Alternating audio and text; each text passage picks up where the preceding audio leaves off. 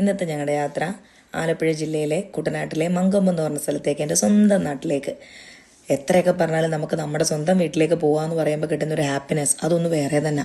അങ്ങനെ ഞങ്ങൾ രാവിലെ 7 മണിക്ക് എറണാകുളത്തു നിന്ന് ഇറങ്ങി ആലപ്പുഴ ചങ്ങനാശ്ശേരി റോഡിലെത്തി. അവിടുന്ന് ഒരു 12-13 കിലോമീറ്റർ ട്രാവൽ ചെയ്താൽ ഞങ്ങളുടെ നാടായ മങ്കൊമ്പിലേക്ക് എത്തും.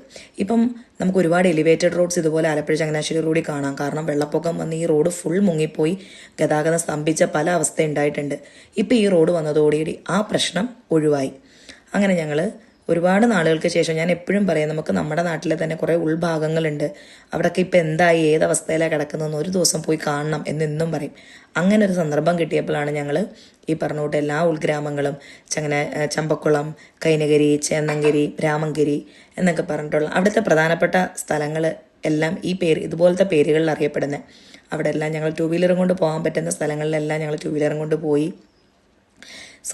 സത്യം പറഞ്ഞാൽ കണ്ടപ്പോൾ വളരെ സന്തോഷം തോന്നി. എങ്ങനെ കിടന്ന എൻ്റെ നാടാണ്, ആ നാട്ടിലുണ്ടായേക്കുന്ന മാറ്റം എന്ന് പറഞ്ഞാൽ കൃഷിക്ക് ഒരു മാറ്റവും വന്നിട്ടില്ല, ബാക്ക് വാട്ടേഴ്സിന് ഒരു മാറ്റം വന്നിട്ടില്ല. അതൊക്കെ അതിൻ്റെ രീതിയിൽ തന്നെ ആ കുട്ടനാടിൻ്റെ പ്രൗഢിയോടുകൂടി പോകുന്നുണ്ട്. ഇത് പടഹാരം പാലം. ഈ പാലം ചമ്പക്കുളത്തുള്ള ആൾക്കാർക്ക് അമ്പലപ്പുഴ തകഴി എന്ന് പറയുന്ന സ്ഥലത്തേക്ക് എത്തിപ്പറ്റാനായിട്ടുള്ള ഏറ്റവും എളുപ്പ വഴിയാണ്. ഷോർട്ട് കട്ട് എന്ന് നമ്മൾ പറയത്തില്ലേ, ഇതുപോലത്തെ പാലങ്ങളാണ് കുട്ടനാട്ടിലെ ഏറ്റവും വലിയ ഹൈലൈറ്റ്. കാരണം 2 സ്ഥലങ്ങളെ പരസ്പരം യോജിപ്പിക്കാൻ ഒരുപാട് നദികൾ, പമ്പയാറ്, മണിമലയാറ്, ആറുകൾ ഉള്ളതുകൊണ്ട് ഈ പാലങ്ങളാണ് ഇവിടുത്തെ ഏറ്റവും പ്രധാനപ്പെട്ട ഒന്ന്. ഈ പാലങ്ങൾ ഉണ്ടെന്നുണ്ടെങ്കിൽ നമുക്ക് യാത്ര വളരെ എളുപ്പമായി.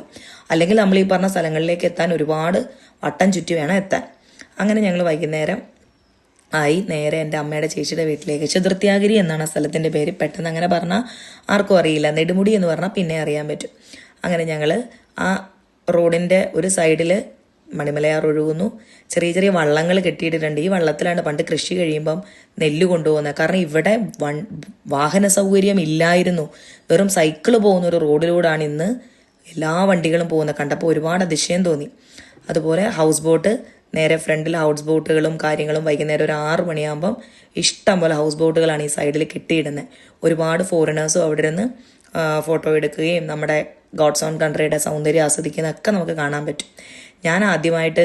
എൻ്റെ ഓർമ്മയിൽ ഞാൻ ആദ്യമായിട്ട് ഇംഗ്ലീഷിൽ പഠിച്ചൊരു സെൻറ്റൻസാണ് please give me a pen എന്ന് പറഞ്ഞാൽ. ഇതുപോലത്തെ ഫോറിനേഴ്സ്, അമ്മയുടെ ചേച്ചിയുടെ വീട്ടിൽ വെക്കേഷൻ നിൽക്കുമ്പോൾ ഇതുപോലത്തെ ഫോറിനേഴ്സിനെ കാണുമ്പോൾ വൈകുന്നേരം നടക്കാൻ ഇറങ്ങുമ്പോൾ ഒരു പേന തരുമോ എന്ന് ചോദിക്കുന്നത് അങ്ങനെ. അതാണ് ഞാൻ ആദ്യമായിട്ട് പഠിച്ചത്. അവിടുന്ന് ഞങ്ങൾ അമ്മയുടെ ചേച്ചിയുടെ വീട്ടിലെത്തി. നേരെ ഫ്രണ്ടിൽ തന്നെയാണ് മണിമലയാറ്. അവിടെ നിന്നൊരു കുളിയൊക്കെ ചേട്ടൻ മുങ്ങിക്കുളി ഒക്കെ നടത്തി. ഒരു പ്രത്യേക സുഖമാണല്ലോ നമുക്ക് ആറ്റിലിറങ്ങി മുങ്ങിക്കുളിച്ച് കയറുക എന്ന് പറയുന്നത്. അതൊക്കെ കഴിഞ്ഞ് വളരെ ഹാപ്പിയായി, വളരെ ഉഷാറോടുകൂടി അവിടുത്തെ ആ സൺസെറ്റൊക്കെ ഞങ്ങൾ ആസ്വദിച്ച് തിരിച്ചു പോന്നു.